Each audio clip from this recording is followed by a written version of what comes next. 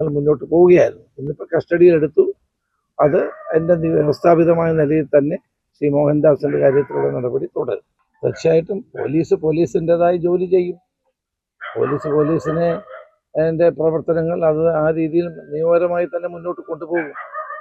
നമ്മൾ പറയുന്ന പോലെ ഒരാളിനെ അറസ്റ്റ് ചെയ്യാനൊന്നും പറയാൻ എനിക്ക് പറ്റില്ലല്ലോ.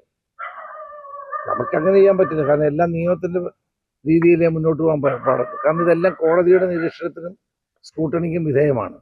അപ്പം അതുകൊണ്ട് ഒരാളിനെ കസ്റ്റഡിയിലെടുക്കുകയോ അല്ലെങ്കിൽ ചോദ്യം ചെയ്യുകയോ ചെയ്യുന്നതിന് മുമ്പ് തന്നെ